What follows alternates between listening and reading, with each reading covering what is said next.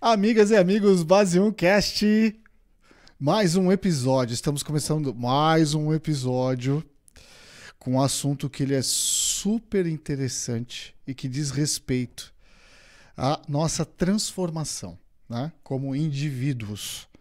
Aqui a gente vai falar de educação e os seus desafios para o século XXI. Né? E hoje, em especial, a gente tem uma convidada. Depois eu vou passar naturalmente a palavra para ela, onde ela vai se apresentar de maneira adequada. Mas nós vamos falar com uma pessoa que tem só 35 anos de experiência na área de educação. E não só isso. Além de todos esses anos de experiência na área de educação, vivendo tantos desafios e tantos tropeços, principalmente aí recentemente com a, infelizmente, pandemia, também é fundadora da Associação Brasileira de Endometriose. Tá? Até para que vocês saibam, essa pessoa fez com que a endometriose fosse efetivamente conhecida no país. Nós vamos conversar hoje com a Eleuze Mendonça. E antes que todo mundo me pergunte, porque eu sou Eduardo Mendonça, CEO da Base 1, não esquece daquele joinha, seguir a gente nos canais, Base 1 Cast, canal Barueri, etc. Sim, ela é minha irmã. Eleuze, seja bem-vinda e obrigado pelo convite. Oi, Edu, muito obrigada. Prazer imenso estar aqui e falar de um tema bastante interessante, que é a educação, e que sempre esteve, digamos assim, na crista da onda, e muito mais, principalmente agora, né, nesse momento tão desafiador que nós estamos vivendo nos últimos tempos. Não tenha dúvida, não tenha dúvida. Eu fico assim, eu estou impressionado nos últimos anos, e aqui eu puxo até de experiências próprias, né, das quais você compartilhou e conviveu um pouco comigo. Eu venho da área de tecnologia, a Base 1 é uma empresa de consultoria na área de tecnologia, e quando os cursos universitários eram os tradicionais que existem até hoje, quando eu comecei minha carreira na área de TI, eu já comecei viajando. Então, terminar uma faculdade para mim era um parto, porque não dava, eu tinha que viajar. E viajei o país inteiro, viajei a América Latina, viajei para um monte de lugar e não dava. Aí eu fui me inscrevendo nos cursos de EAD. Eu estou falando de mais de 10 anos atrás. Sim. Né? E o quanto que isso evoluiu hoje em dia. Né? Mas vamos começar esse assunto falando realmente desses desafios da educação no século XXI. Exatamente, Eduardo. Então, olha, eu diria assim, você já tocou, eu acredito que na parte assim, nevrálgica, né, da educação, que é esse desafio enfrentado pela tecnologia que nós estamos tendo agora, né, com toda esse avanço da tecnologia, e onde que nós podemos adequar a educação, principalmente a educação básica, dentro desse universo tão maravilhoso que é o mundo tecnológico. Sim. Porque, sim. veja bem, a educação, ela tem que saber consorciar as mudanças que estão acontecendo, né, ocasionadas pela tecnologia, e as suas diversidades metodológicas. Sim, adequar concordo. a tecnologia dentro da metodologia que ela está utilizando. E, para isso, é claro, a gente demanda de uma série de pré-requisitos e passa, portanto, desse grande desafio, que é adequar o meio tecnológico à nossa realidade pedagógica. Tá? Realidade pedagógica. Isso é tão interessante, e me lembrou aqui de projetos que eu trabalhei no passado, até para poder tentar corroborar. Em 2008 eu trabalhei num projeto com a Intel, né? Sim. Na época era o famoso laptop de $100, o PC de $100 para educação básica. Sim, não era o projeto UCA? Um computador por aluno. Exatamente. Era o projeto UCA. Uhum. Exatamente, que quem trouxe esse conceito para o Brasil foi o Negroponte, que era o laptopzinho verde e branco, e a Intel naturalmente desenvolveu dela, que é o Classmate PC, que ele é azul e branco, e isso em 2008. Então, eu fico imaginando essa adaptação que precisa ser feita do modelo pedagógico junto com a tecnologia para criar essa aderência, né? Exatamente. Para fazer, assim, no caso, inserir esse jovem, até mesmo essa criança, dentro desse mundo altamente tecnológico. Quer ver um exemplo? A semana passada aconteceu aqui em São Paulo a Feira de Tecnologia, né? Sim, o Campus Party. Isso, e me chamou muita atenção o depoimento de um garotinho de 11 anos. Ele todo animado, estimulado, vendo lá um robozinho da nanotecnologia. Você precisa ver a paixão que esse menino falou sobre a nanotecnologia. Legal. Sobre o uso da nanotecnologia nas práticas, no caso, diárias. Então, esse envolvimento da criança, do adolescente, do jovem com a tecnologia é que vai dar, digamos assim, o start ou melhorar a nossa qualidade de vida, porque é um dos aspectos que eu também quero abordar nessa questão dos desafios da educação. Sim, tá? Os desafios sim. agora do século XXI, porque você consorcia, né, a tecnologia, mas até que ponto a tecnologia é um desafio para a educação? E junto com a tecnologia, tem toda essa situação que nós vivenciamos agora, que foi com a pandemia. Justo. Então, tem a questão do ensino híbrido. Tem também, colocando aí no caso, a criança e o jovem ou adolescente como sendo o protagonista. Então, nós estamos assim mudando toda essa dinâmica dentro do universo pedagógico, dentro do universo de uma escola tradicional, né? É muito legal isso que você está trazendo e até para poder adequar esse dinamismo que o processo educacional tem que proporcionar para aqueles que precisam estudar, precisam adquirir conhecimento. E aqui eu vou fazer até um adendo rápido, né? Que nossos amados professores, nossos educadores nos ensinam a pensar. Ele não traz só o conhecimento conceitual, física, biologia, química, matemática e etc. Eles nos ajudam e nos ensinam a pensar. Eles desenvolvem em nós lógica de pensamento, de poder pegar esses conhecimentos fracionados e transformá-los em coisas. Criação de coisas. Tá, em processo do conhecimento. Então, você já está abordando aí, no caso, um desafio que é o protagonismo.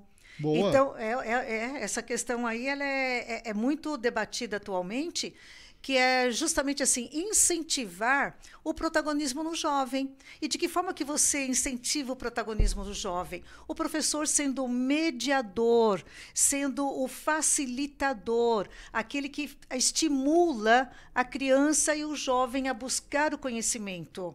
Legal. E aí existem técnicas, existem metodologias que estimulam e que fazem com que isso fique assim, mais palatável, mais agradável para o jovem assimilar o conhecimento. Tá? Então, esse daí corresponde, sim, um dos desafios da educação, que é o protagonismo. É deixar de ter aquele aluno na situação de comodismo, de assimilar ou de receber ou de esperar só que o professor estará passando para ele. Não é. Agora o mundo ele está um pouquinho mais diferente, não é dessa forma. Ele precisa se mostrar mais, ser aquele indivíduo que nós, aí no caso, né, profissionais da educação, sempre colocamos, é o jovem crítico.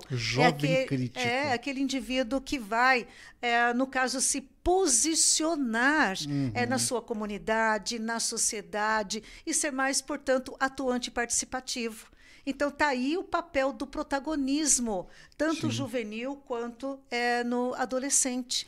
Então, é resgatar essa, assim, digamos, essa responsabilidade e essa corresponsabilidade do jovem. Nossa, é super interessante. Eu ia até avançar um pouco o tema, mas me arremeteu a um outro pensamento, né? Porque hoje em dia a gente vê uma avalanche de conteúdo curto. Sim. Né? Conteúdo com pouca profundidade. A gente pode falar aqui do YouTube com Shorts, do TikTok que vai até 3 minutos, dos Reels do Instagram, que aliás nós está tudo lá, viu? Pode seguir nós que nós estamos tudo lá. Mas é o tipo de conhecimento que ele é curto, ele é raso. E quando o jovem se depara com esse tipo de conhecimento, ele tem que entender que aquilo é só uma pílula se ele desenvolver um interesse naquilo, ele tem que buscar mais conhecimento, mais informação e se aprofundar. E isso eu puxo para dois temas que eu julgo serem interessantes. Primeiro, essa questão do ensino híbrido, que corrobora muito com esse desenvolvimento e essa intermediação que o professor tem que fazer, porque ainda não, nós somos seres gregários, né? Como sociedade, como seres sapiens, nós somos gregários, né? A gente gosta de agregar e viver em sociedade. Isso, então, no coletivo. No coletivo. Então, a presença ela é importante para gerar engajamento. Empatia, engajamento, motivação. Então, esse é o papel da presença. Mas tem também a parte remota, né? Que também contribui para que o aluno tenha, ou o estudante tenha tempo suficiente, aquele tempo nobre. Eu chamo de tempo nobre aquele tempo que você não gasta em deslocamento. Exato. Por exemplo, você pode aproveitar esse tempo que você vou ficar 1 hora, 2 horas no ônibus. Não, eu vou estar em casa, eu posso pegar essa 1, 2 horas e enriquecer o meu conteúdo. Por intermédio das plataformas online, Sim. Você vai aprimorando o seu conhecimento. Justo. E eu acho que por aí a gente pode explorar um pouco mais essa coisa do ensino híbrido. Como é que tem sido a experiência desse ensino híbrido? Então, Eduardo, você comentou, você trouxe aí a pontinha, né, do iceberg que foi lá atrás com relação à educação à distância, né, tradicional EAD. E ela ficou muito mais intensificada agora, nesse momento que nós vivenciamos no mundo todo, que foi a pandemia. Sim. Que fez com que as pessoas ficassem, né, de uma certa forma, isoladas, e a educação não poderia sofrer o prejuízo, e a gente sabe que, infelizmente, sofrerá. Mas, enfim, sim, concordo. Mas, enfim, teve que ser adequada, né? Teve que se adaptar, ser adequada para essa realidade que nós estávamos vivenciando. Então, o ensino híbrido, ele é compartilhado, tanto presencial quanto o online. Então, justamente para, no caso, de repente, assim, satisfazer isso que você até está comentando agora, né? Essa necessidade que o ser humano tem de estar próximo ao outro, de vivenciar com o outro. Então, isso também é importante para nós. Sim, então, não é assim 100% online. Então, a necessidade de você estabelecer parâmetros e de que haja possibilidade de, mais uma vez, né, consorciar as duas modalidades. Sim. E não perdendo o conteúdo, não Sim. perdendo a sua importância, não perdendo, digamos assim, a sua inovação, a sua necessidade e o que esse estilo, né, esse tipo de ensino híbrido trará de benefício para aquele educando. Sim, porque aqui eu faço um parênteses, que é o seguinte, principalmente no que se refere ao ensino médio, quando o aluno chega naquele momento em que ele se depara. É claro que essa pergunta a criança tem desde o comecinho e até os pais também estimulam, né? Com aquela perguntinha tradicional, o que você quer ser quando crescer? Justo. Vem aquela perguntinha, aí você vai, diante das experiências que você tem, dos primeiros contatos que você mantém, você já vai definindo. Eu quero ser, de repente, advogado. Eu vejo na TV o engenheiro lá com aquele capacete, mexendo aqui, eu quero ser engenheiro. Então, ele vai montando um ideal na cabeça dele, né? Quando chega no ensino médio, ele já vai aprimorando mais, vendo qual é a sua habilidade, aquilo que ele mais se adequa. E para isso, as escolas agora elas já estão também com uma nova metodologia que tem todo um procedimento de encaminhamento com esse aluno que se chama projeto de vida. Olha que legal. Então, compartilha. Isso. Então, tem aquele profissional, aquele professor que vai acompanhando e moldando aquilo que o aluno vai idealizando. Mas o que eu quero colocar, quando eu fiz a reflexão aqui, é que nós nos coloquemos na seguinte reflexão, né? Os pais, junto com os filhos e até mesmo os jovens, depois por uma reflexão. O que a profissão que eu estou escolhendo vai impactar no meio em que eu vivo, na sociedade que eu vivo, na comunidade que eu vivo. Justo. Olha, eu quero deixar assim bem claro para quem depois for nos assistir, que é o seguinte, eu não condeno, em hipótese alguma, aquela pessoa que idealiza ser uma determinada profissão que vai dar uma rentabilidade excepcional, que vai lhe resgatar qualidade de vida, vai lhe trazer possibilidade de ter entretenimento, viagens, prazer, etc. Não questiono. Justo. Mas a pessoa também, é esse o cidadão atual, tá? Sim, é sim. isso que o mundo está, no caso agora, colocando como um perfil ideal daquele cidadão do mundo. Sim, sim. Né? Sim. É o que a profissão que ele está escolhendo vai trazer de benefício para a comunidade que ele mora, no entorno dele, a quem ele vai se beneficiar. Você sabe que eu vou pegar um pouquinho do gancho dessa sua narrativa e trazer aqui um pouco de pimenta, porque a gente gosta de botar pimenta no molho, né? Nós gostamos disso. E isso tem tudo a ver com o mercado de trabalho, né? Exatamente. Porque tem uma pessoinha que fala que, sim, que o emprego está mudando de lugar. E por que ele está mudando de lugar? Exatamente por isso. E eu também falo muito em outros episódios do nosso canal aqui, que as pessoas precisam aprender a gerar valor, gerar riqueza e não objetificar o dinheiro. Porque quando você olha para a carreira linear, onde a pessoa escolhe, eu quero ser essa pessoa, eu quero ter essa profissão, ela está seguindo uma carreira linear, onde ela sabe que existe ali um modelo conhecido, que traz uma segurança, que vai trazer uma remuneração e de que ela vai alcançar esses seus objetivos. E, portanto, ela estará confortável. Mas, amigas e amigos, hashtag fica a dica, o mundo está mudando. E muito, Eduardo, e muito.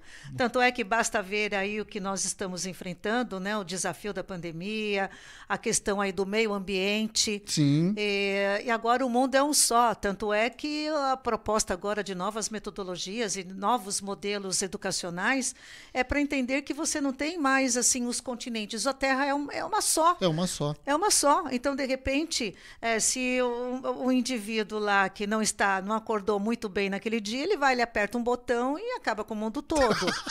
Então, é o que nós estamos, infelizmente, presenciando aí, que eu vi hoje a notícia, né, da Coreia.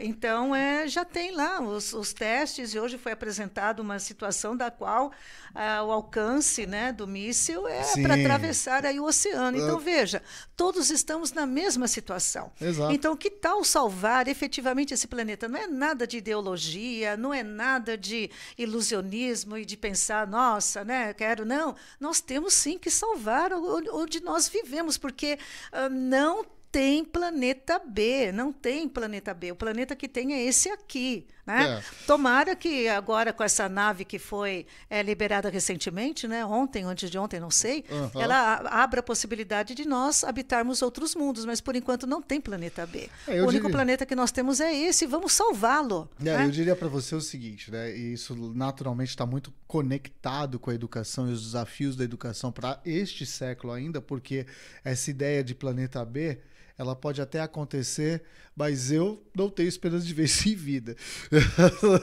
Né? E vai levar muito tempo, que seja para gerações futuras. E dentro desse processo de transformação educacional, e você trouxe um pouco disso aqui, onde existe aí uma preocupação do professor para com o seu educando, de integrá-lo num projeto onde ele vai desenvolver, vai ter um propósito, não vai ser nada linear.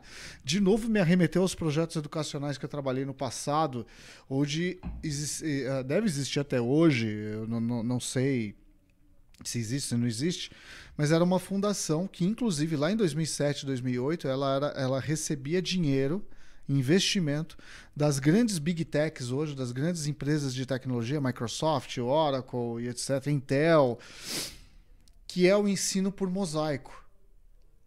E eu acho que você viveu uma experiência parecida, recente, inclusive, e assim, eu vou dar só a parte superficial da coisa e vou passar a palavra para você, Eleuze, para poder trazer essa experiência mais recente. Mas o ensino por mosaico, assim, o aluno ele é inserido num projeto.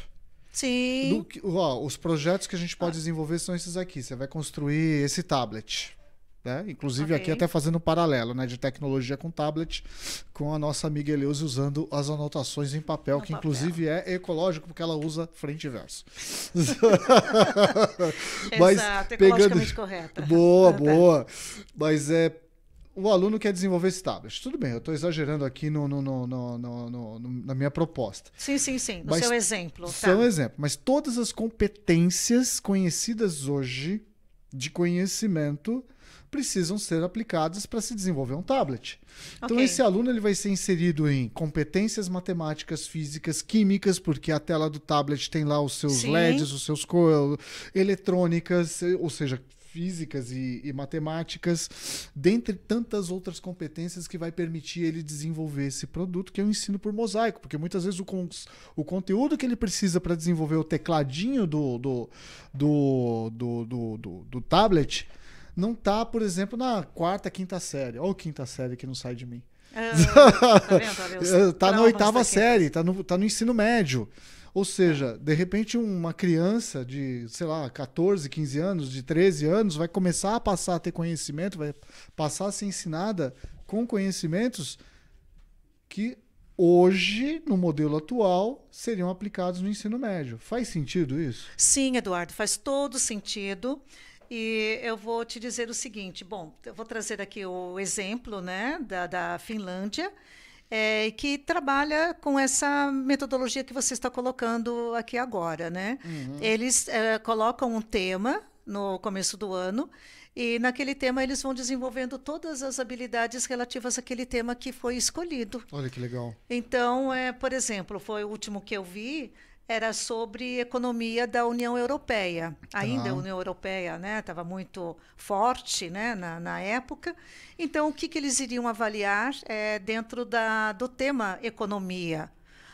Iriam avaliar o aspecto geográfico da União Europeia, o que a geografia poderia contribuir com relação à produção econômica, né? Os grãos, a indústria, o papel da história, a matemática com a estatística, e você colocou aí no caso do seu tablet, né? A física, a química, Sim. Ou seja, eles colocariam todos esses conteúdos agregados num eixo matriz, ao qual daria a possibilidade naquele aluno, olha aí o protagonismo, a partir do momento em que ele aprendesse como lidar com essa metodologia, com essas ferramentas, outros conteúdos ele replicaria. Olha que interessante. Entendeu? Sim. Então, aí no caso, não fica aquela situação, de repente, assim, maçante com relação aos conteúdos. Você vai diversificando, você vai estimulando, você vai incentivando, mediando e orientando. Porque, na realidade, o papel do professor agora deixou de ser aquele indivíduo que, ao assumir uma sala de aula, ele vai lá e coloca o seu conhecimento. Não. Aí, no caso, é claro, ele tem mais conhecimento que o aluno. Perfeito. Mas ele serve como orientador e mediador. Ele vai mediando, orientando, acertando as arestas e aprimorando onde o aluno deve melhorar mais. Porém, e aí no caso, é claro, né, como nós estamos tratando de desafios, e aqui foi dado o pontapé inicial para esse tema maravilhoso, nós temos vários aspectos a serem levantados aí, né? Porque nós temos dois personagens aí principais. De um lado eu tenho o aluno e do outro lado eu tenho o professor. Justo. Né? Então, no caso... e aí, não defendendo a classe, né, do magistério, mas tem muita coisa que acaba sendo de responsabilidade do profissional da educação.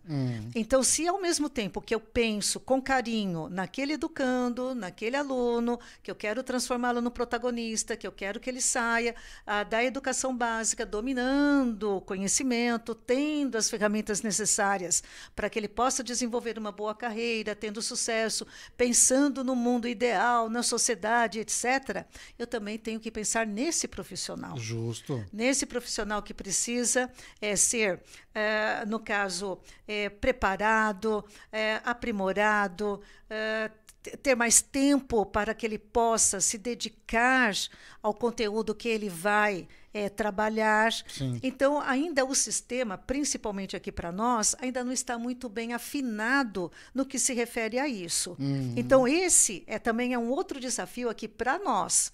Tá? Agora, se a gente trata de desafio do século XXI na educação no mundo todo, são esses que nós estamos abordando aqui agora. Legal. Agora, nós precisamos aí depois pegar particularidades. Olhar regionalidade, olhar Brasil. Isso, exatamente. Porque fica até um pouquinho cansativo, desgastante e até mesmo desestimulador quando não se atinge o objetivo esperado, o objetivo necessário, coloca-se a culpa no profissional da educação. E às vezes Expectativa as coisas... frustrada, que às vezes é mal. Isso, a expectativa do poder público não foi atingida, então ele vai, é claro, colocar, de repente, vai apontar onde houve a falha. E geralmente a falha aconteceu onde? No profissional que estava trabalhando para elaborar e para aprimorar e para dar o resultado esperado.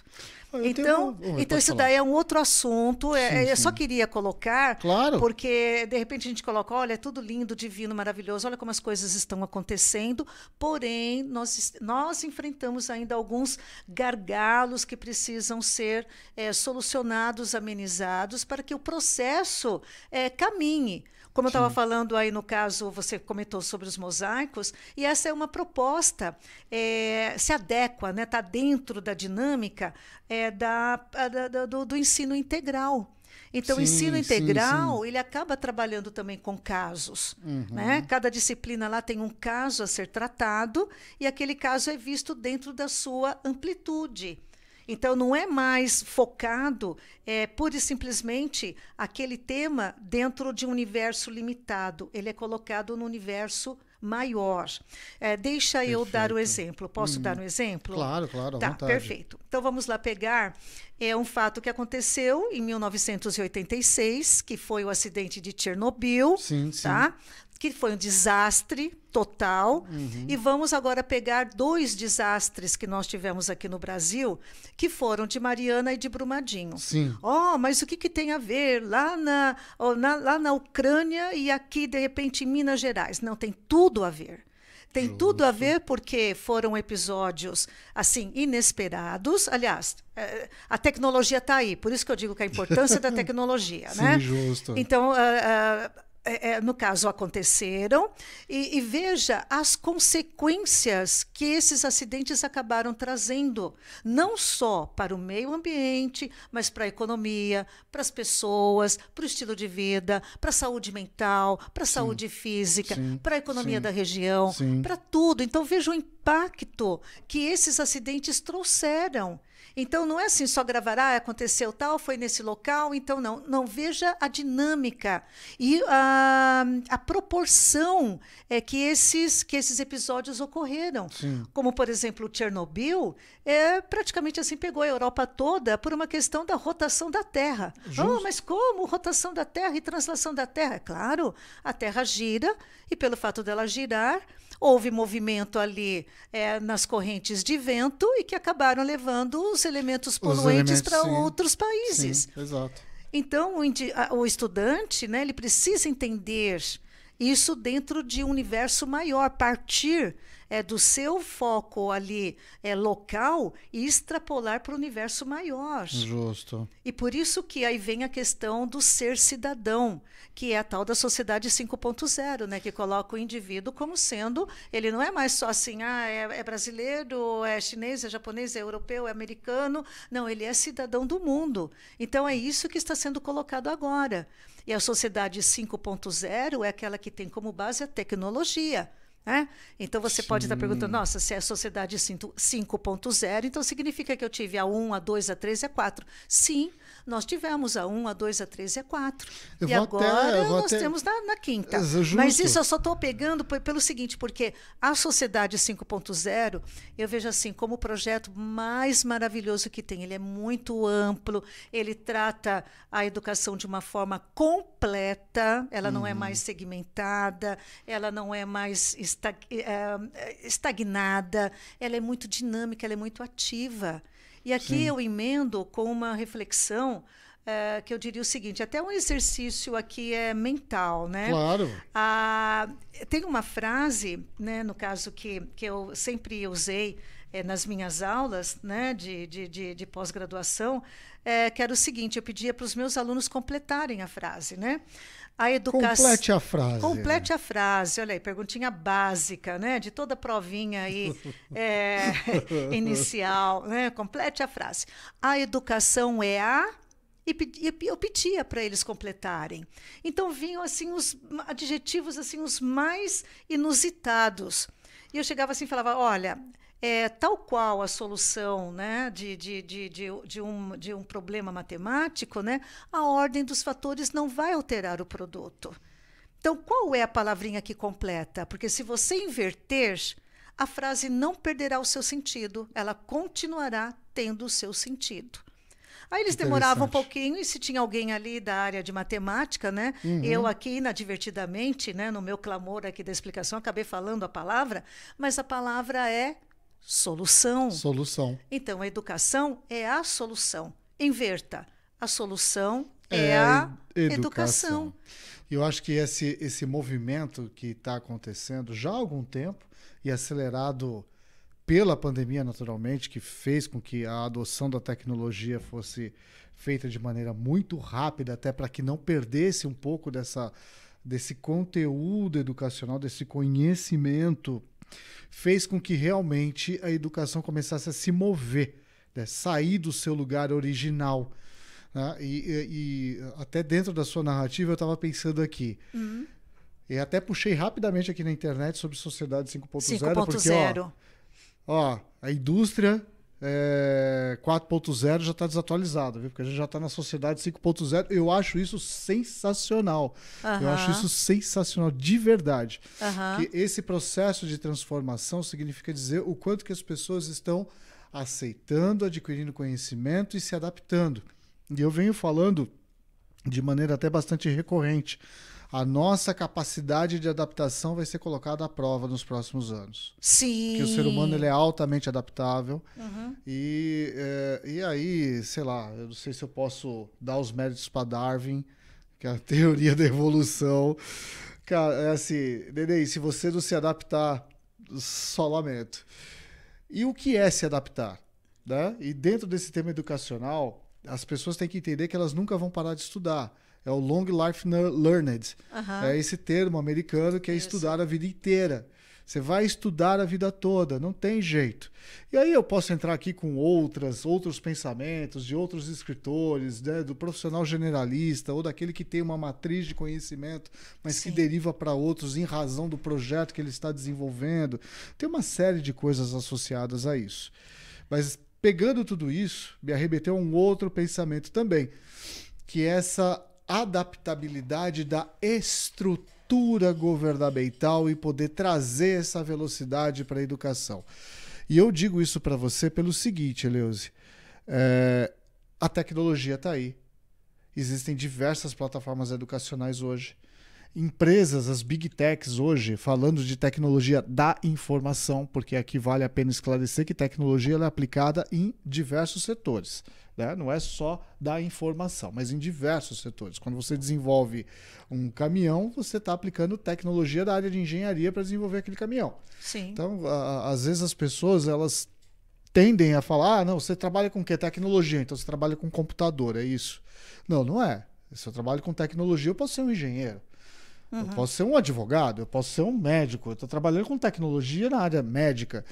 Eu trabalho, então, com tecnologia da informação. Então, a tecnologia da informação ganhou um apelo muito grande nos últimos tempos e surgiram diversas plataformas educacionais e as Big Techs, que são as grandes empresas de tecnologia da informação, até dispensam os cursos universitários hoje. Você fala, não quero mais o curso universitário. Você não precisa ter o curso universitário, você precisa entender da tecnologia da informação que eu uso aqui. E aí houve uma explosão enorme das plataformas educacionais e o que eu percebo muitas vezes é uma evasão da educação nessa viés da carreira educacional tradicional linear. Essa é uma das barreiras, não é? Como é que essas grandes estruturas vão superar esses obstáculos? Você está se referindo aí, no caso, acredito eu, que a carreira acadêmica, né? Sim, exato. Você não ter... Porque o que se precisa hoje, como já foi abordado aqui, é o mercado de trabalho, né, Eduardo? Você precisa da mão de obra especializada para atender às necessidades do mercado. Sim, sim, eu concordo. Então, essa metodologia, essa facilidade, esse acesso veio assim praticamente a estreitar ou a encurtar o tempo de aprimoramento daquele profissional. Boa. Então, esse é um desafio também. Sim, é um grande desafio. A curva de aprendizado. Exato, exato. Porque quanto tempo um estudante ele passa na escola até ele terminar a educação básica, né? Que corresponde ao ensino fundamental e o ensino médio.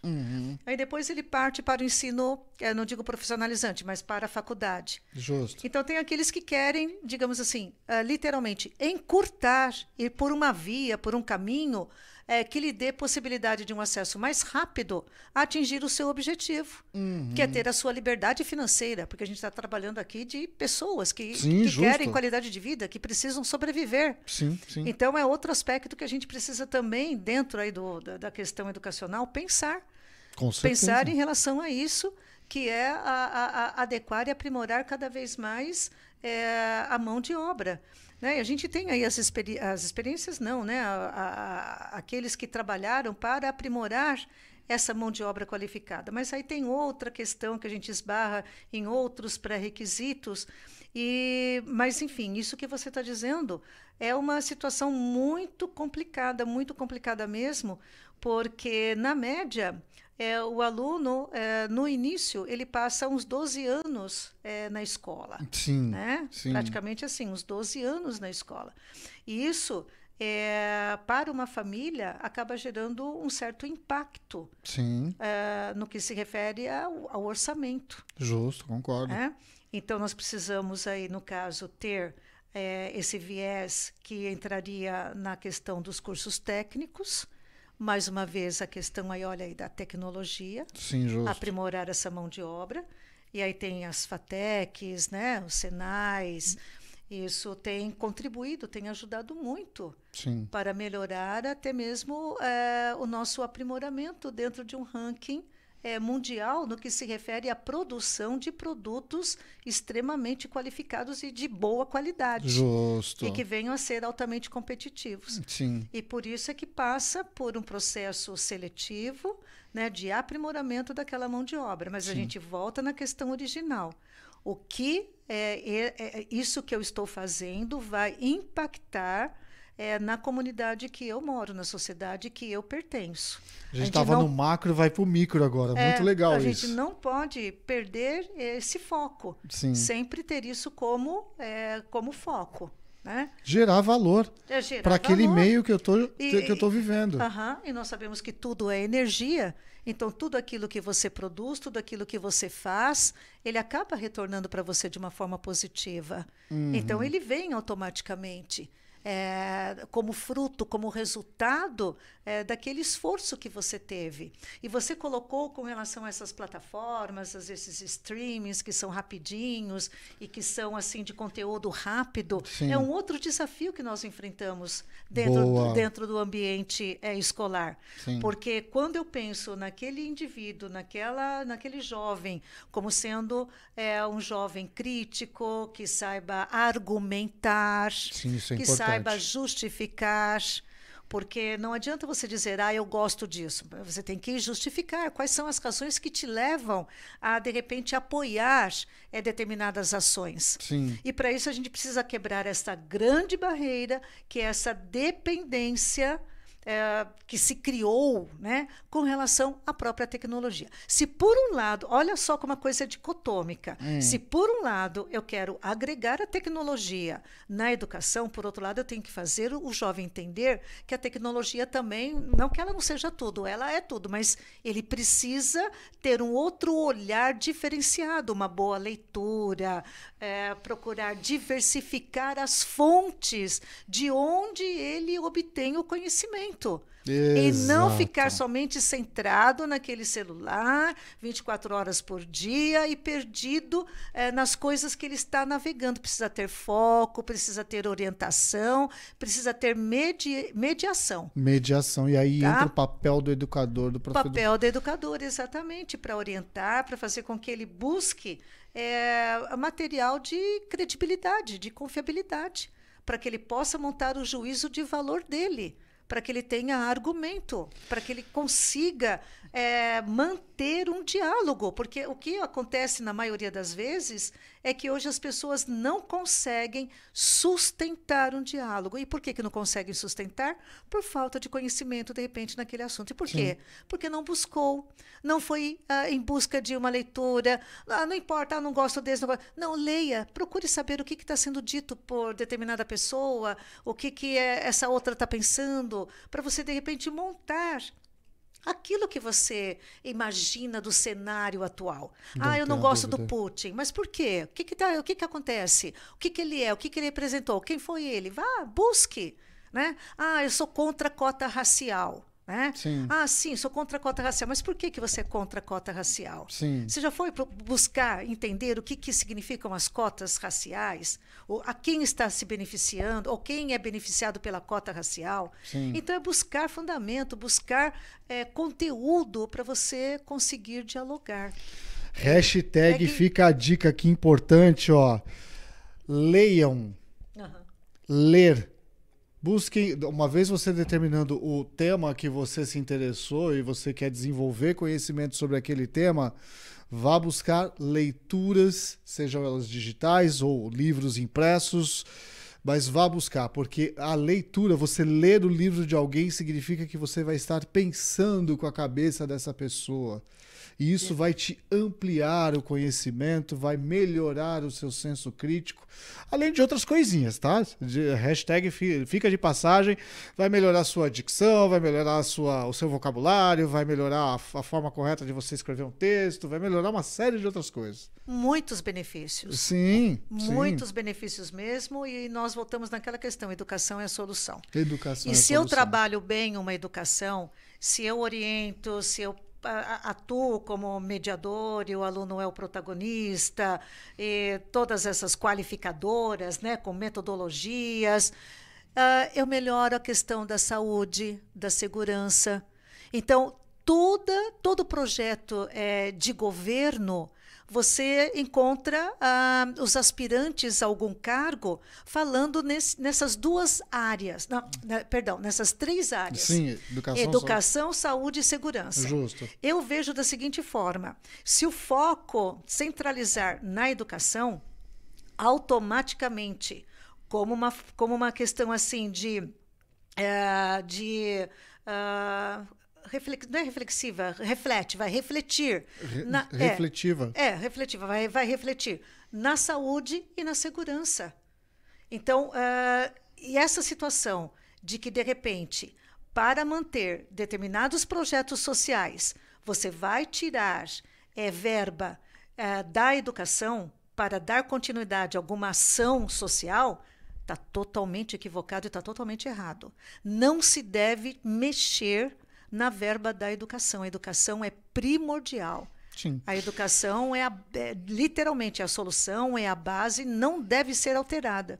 É nela que nós devemos estar sempre atuando, sempre agindo, para que eu consiga, no caso, manter uma sociedade equilibrada e harmoniosa, diminuindo os casos de criminalidade, diminuindo a questão da incidência de doenças e uma série de outras consequências. Sim, porque através do conhecimento você ensina as pessoas a se protegerem disso tudo. Exatamente. Né? Não é armando o povo que a gente diminui a violência e não é desarmando o povo que a gente diminui ou aumenta a violência. Muito pelo contrário, é pelo conhecimento.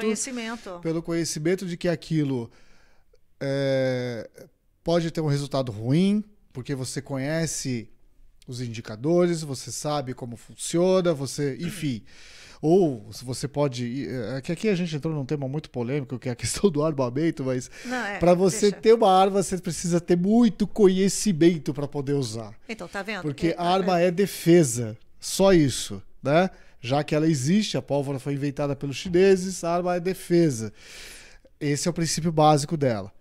Mas eu não quero aprofundar nesse caso. Certo, né? Eu acho que não vale a pena. Nem esse é o foco. Mas eu concordo com você. Educação é a base, é a infraestrutura que constrói uma sociedade consciente, harmoniosa, equilibrada. Sim, e que efetivamente vai criar condições de prevenção de todos os outros males dos quais a gente vive hoje, inclusive ajudando as pessoas a controlar um pouco da ansiedade, que eu até li um livro do Pondé, que eu ganhei recentemente, muito bom o livro do Pondé, Luiz Felipe Pondé, que fala da ansiedade, e que hoje a ansiedade ela é classificada. Existem vários tipos de ansiedade, vários tipos, né? Ansiedade por diversos motivos. E muitas vezes essa ansiedade é justamente por não entender ou não conhecer o processo de como as coisas são construídas, de como você vai levar a sua vida e qual o tempo que você precisa para se desenvolver e construir, gerar valor, gerar riqueza e ter resultado. É o desconhecido. É o desconhecido. A ansiedade vem do desconhecido e ela já é classificada em diversos tipos, eu não vou citar os tipos aqui. Mas sim, eu concordo com você. Né? Educação é base, não se deve tirar dinheiro, muito pelo contrário, se deve colocar dinheiro ali. Agora é lógico, o resultado disso é a longo prazo. E esse é o grande problema das pessoas, principalmente no mundo extremamente veloz e moderno, nosso mundo pós-moderno, nosso mundo contemporâneo moderno, né? As pessoas querem tudo para amanhã. E eu vou dizer para você por experiência própria, porque eu sou empreendedor. Nada do que você faça, por mais velocidade que você coloque, mais esforço que você faça, mesmo trabalhando 48 horas por dia, sendo que o dia tem 24, você não vai ter resultado de um dia para a noite. O resultado ele demora. Né? Então eu acho que educação, esse desenvolvimento da pessoa. E isso a gente falava lá nos projetos da Intel em 2008. Falou que a gente está fazendo agora, o reflexo disso vai acontecer daqui X anos. E, de fato, o que foi feito lá em 2008, a gente vê o resultado disso somente nos dias de hoje. Nós estamos em 2022. Certo. Que 14. É a adoção efetiva do um computador por criança. Né? Hoje muitas escolas têm isso. Né, um computador para criança, essa inclusão digital que foi promovida, os cursos de ensino à distância que melhoraram muito nos últimos 10 anos. Muito, Eduardo. Essa explosão de plataformas educacionais de conteúdos livres, o stricto sensu, é isso? Stricto sensu. Stricto sensu, desculpa, não sou bom de latim.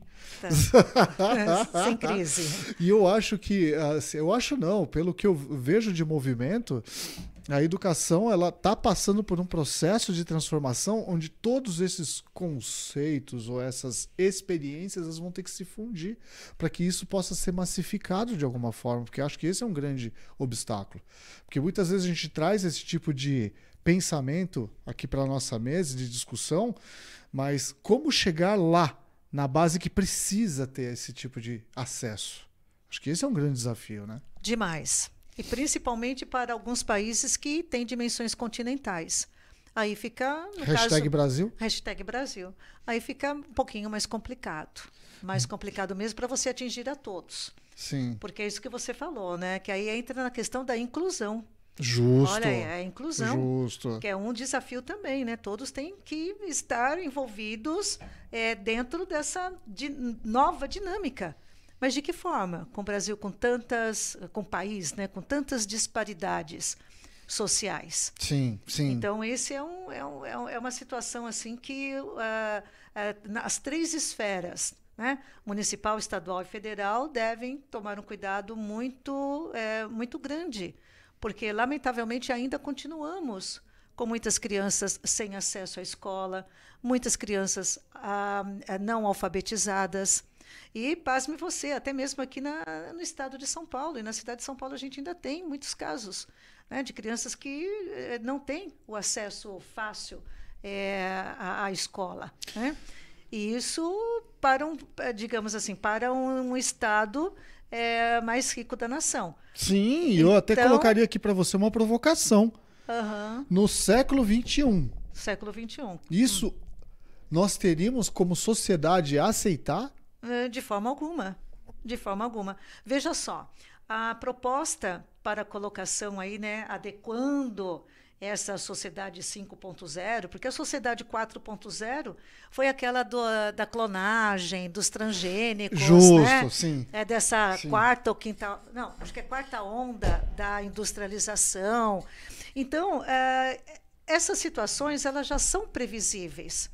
Então veio agora essa questão aí do uso intensivo da tecnologia. Então, tenho aí a Sociedade 5.0 e tentar adequar, aprimorar a escola, né, a sala de aula, adequando o conteúdo com as novas tecnologias. Tudo bem, ótimo, perfeito. Nós temos aí um projeto maravilhoso que é a Escola Tempo Integral. Sim. A Escola Tempo Integral, ela já foi idealizada, para você ter uma ideia, desde a década de 50 do século passado. No. Pelos mestres, né, da educação, Anísio Teixeira, Paulo Freire e o Darcy Ribeiro. Sim. E, claro, foi amadurecendo, porque também é um projeto que foi idealizado e visto, e não digo copiado, porque ele foi aprimorado, né, dos Estados Unidos, mas sofreu, é claro, né, adaptação. E os anos se passaram. E o que nós temos hoje, né, na primeira década do século XXI? Aqui para a região sudeste, particularmente o estado de São Paulo, também colocou a Escola Tempo Integral. Então, lá atrás, no comecinho da década, da segunda década deste século, algumas escolas foram escola piloto. Legal. Bom, eu não estou equivocada, foi em 2012, então foi a segunda década desse século. Isso, exato, está correto. Então, naquela época, eu tinha escolas que eram escolas piloto, que seriam incluídas dentro dessa nova dinâmica, né? Então, nada mais justo, né, de entender que, de repente, os desafios daquelas escolas eram muito provenientes. Sim. Porque estava adaptando uma situação que era inovadora. Para a época, inovadora. Sim, super. Os anos se passaram, eles foram aprendendo e hoje eles têm toda uma dinâmica e toda uma metodologia já adequada. Nós temos como política pública o Plano Nacional da Educação. Tá. Temos também o Plano Estadual da Educação. Então, o Plano Estadual da Educação segue o Plano Nacional da Educação. E dentro desses planos, tem aí, no caso, a questão temporal. Em X tempo, você precisa adaptar tantas escolas dentro dessa metodologia. Tá. Então, Eduardo, eu já tenho uma previsão. Eu já tenho ali no meu cronograma metas que eu deveria atingir. Se lá atrás eu tive, suponhamos, 6 ou 8 escolas do estado de São Paulo todo que foram adequadas e adaptadas com aquela metodologia. Sofreram no início? Claro que sofreram, mas hoje estão bem. Se a minha projeção é atingir, num determinado ano, mais 20 escolas, eu tenho que pegar o que foi aprendido com aquelas escolas e já implantar nessas que eu tenho a previsão de que serão iguais a essas que estão agora. Justo. E não fazê-las passar tudo que as outras passaram lá atrás, vão passar agora. Sim, não faz sentido. Não faz sentido. Não faz. Então, se eu já venho, desde 2017, dizendo que determinadas escolas, a partir de 2022, deverão estar adaptadas com esta nova metodologia, eu tenho que, em 2022, estar com essas escolas completamente aparelhadas, adaptadas para receber esse aluno. Funcionais. Exato. Mas o que a gente vê na realidade, na prática do dia a dia, é que não acontece. Então, aí tem uma falha de organograma, cronograma, dinâmica, investimento, estrutura, logística ou falha do poder público. Porque já tem escola dando certo, já tem escola trabalhando, então por que não adaptar? Por que não replicar o modelo, já que o resultado é positivo? E não dizer assim, vocês começaram agora, então daqui 2, 3 anos vocês estarão bem. Gente, 2 ou 3 anos é muito tempo para a educação. Então, Sim, deveria concordo, estar totalmente adaptada e já vamos começar com a situação já totalmente certa, com a tecnologia, com a lousa digital, com o data show na sala de aula, cada professor na sua sala ambiente. Então, você percebe que propostas existem, projetos maravilhosos existem, porém, no momento em que você vai colocar aquilo efetivamente na prática, você encontra essas barreiras, eu não sei, estruturais. Estruturais. Pode-se dizer assim, estruturais. Eu acho que eu me sinto na obrigação de reforçar aqui uma mensagem. Pois não. Nós, como sociedade no século XXI, não podemos admitir que ainda existam crianças que não, ou pessoas que não estão inseridas em escolas, seja por qual motivo for. E aí, a questão educacional, ela tem que andar junto com a social. Porque se de repente o aluno, o que seria o aluno, não consegue ir para a escola porque ele tem que ajudar a família de alguma forma a gerar algum tipo de renda para sua subsistência, é aí que a parte social tem que atuar efetivamente. Exatamente. É ali que efetivamente tem que atacar. Fadão, família, vem cá. E eu falo isso com tranquilidade porque até pela digitalização que vem acontecendo há 50 anos, pelo menos, traz informações estatísticas e demográficas que nos permitem mapear, sim.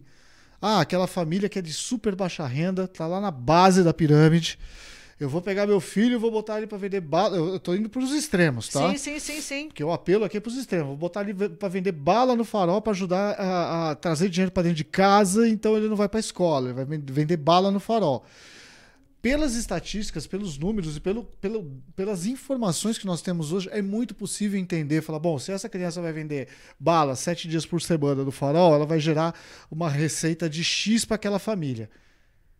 Eu estou falando de uma família. Sim. Aí você pega milhões de famílias e cria uma média. Fala, ó, a criança da escola, eu como programa social, Sim. E sou sorry que eu sou obrigado a falar também, porque esse tema é um tema que... Ele para mim, ele é sensível. Eu gosto muito do tema educação. Tem dinheiro para fazer isso? Tem muito dinheiro para fazer isso. Fala, tá aqui, família, ó. Garante média, indicadores. Fala, seu filho tem que estar frequentando a escola, ele tem que apresentar indicadores tal. E quais são esses indicadores? Ele tem que estudar, ele tem que passar na prova, ele tem que cumprir com o cronograma. Um protocolo. O protocolo. Tem que seguir um protocolo. E de novo, com a digitalização, tudo isso é possível de acompanhar. Tudo é possível. Então, aqui fica meu apelo para quem for assistir. Apelo registrado. Apelo registrado. Nós, como sociedade no século XXI, não podemos admitir isso. Não podemos. De forma alguma. E uma das questões que acabam impedindo, né, a criança de ter acesso à escola, pasme você, às vezes é a acessibilidade. Acessibilidade, não tem transporte, a criança mora em lugar de difícil acesso. Meu Deus, isso já deveria ter sido, digamos, solucionado, resolvido. Poxa. É lamentável você ver ainda nós, né, sermos desafiados por uma questão a qual nós poderíamos já ter... não digo dominado, né? Não é questão de dominação, mas pelo menos amenizado. Sim. E fazer com que todos tivessem acesso efetivamente à educação. Porque, veja só, com a educação, mais uma vez, né, você atuando na educação, você vai mexer em tudo. Principalmente na questão do número de filhos por família. Uhum. Quanto mais a pessoa não tem educação, a moça não tem educação, a menina não tem educação, ela vai criar uma família cada vez mais numerosa. Então, o que nós precisamos é também trabalhar nessa questão da base, da orientação, Concordo. da conscientização e de tudo que isso pode provocar a médio, curto, digamos, curto, médio e longo prazo para a vida dela. Uhum. Porque eu já vi vários relatos de meninas aí dizendo que se eu não tivesse acontecido isso comigo, eu estaria numa outra condição. Veja, de repente aqui, aí falta uma orientação, falta uma uma orientação. mediação. E aqui é importante ressaltar essa fala, porque a gente está ouvindo esse relato de uma pessoa que tem 35 anos na área de educação estadual, e que viu, quando ela fala isso, ela viu crianças de 13, 14 anos sendo mães. Exatamente. Que delícia de conversa, Eleuze, que delícia. Que delícia. Exato, né? e olha... E olha, e tem assunto ainda, a gente precisa gravar um outro, a gente precisa estender esse tema, mas eu vou pedir para você trazer aqui a sua mensagem final, porque eu já soltei meu verbo aqui, eu já falei coisa aqui. Sociedade, acorda, vamos estudar. Conte com a gente, hashtag Basil Academy, tá ali, ó. Contem com a gente, é isso mesmo. Eu só gostaria, assim, de... antes de fazer aqui, né, a mensagem final, né? Sim. Eu só gostaria de apontar duas instituições que trabalham também com educação, né? Uma delas é Todos pela Educação e a outra é Educação para Todos. Então, eles também desenvolvem um trabalho bem sério, bem confiável, com dados, inclusive, aí, no caso, fazendo até apontamentos, né, desses gargalos. Sim. Então, o meu total, aí, no caso, apreço a essas duas instituições. Então, o que eu tenho a dizer é o seguinte, Eduardo, digamos, não perder o foco, ser determinado e não perder a esperança. Porque, na realidade, isso tudo é factível. A possibilidade não, a gente consegue, sim, mediante uma proposta bem alinhada, bem adequada, superar esses desafios, com certeza. Que sensacional. A Eleusa é uma pessoa muito espiritualizada, eu acho isso muito legal. Eu sou mais pragmático. Né? Até meu comportamento é mais de pragmatismo, eu sou uma pessoa prática. Então, ó, consistência e persistência. Tenha isso, a boa e velha persistência. Acredite no que você quer fazer no seu propósito, vai estudar, que você vai ajudar a transformar a sociedade, vai melhorar. Vai atingir suas metas. Vai. Amigas e amigos, BasilCast, ó, muito obrigado. Não esquece do joinha. Aquele que não gostou, deixa seu comentário, que a gente quer sempre melhorar, saber o quanto que isso é legal para todo mundo. Depois a gente vai compartilhar as redes, inclusive da Eleusa também, porque a gente vai fazer muita propaganda disso, porque a gente quer propagar conhecimento para as pessoas. Exatamente. Pedrinho, é contigo. Não sei se é o Billy Jean, se é o Pedrinho, não vejo mais ninguém. Eu fico aqui, ó. Obrigado, gente. Obrigado, Leuze. Obrigada. Foi? Foi. Olha lá.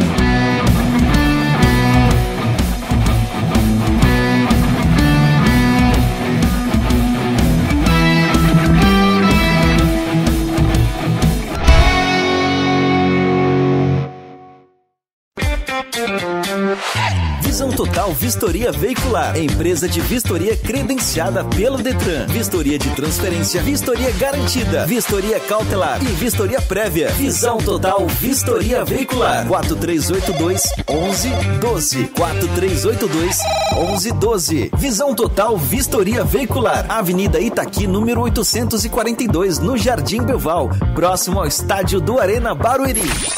Visão Total Vistoria Veicular.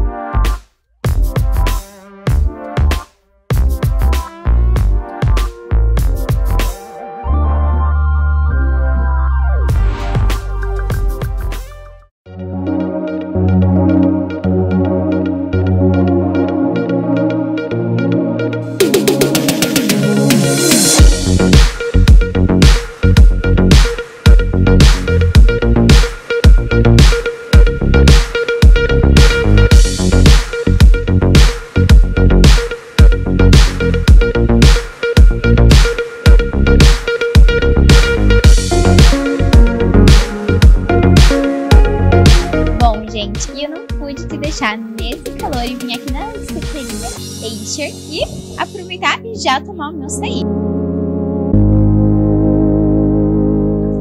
Bom, gente, e aqui na Ashers tem uma variedade de self-service e aqui tem diversos sabores de sorvete. Então você pode se deliciar e ficar com água na boca igual eu estou.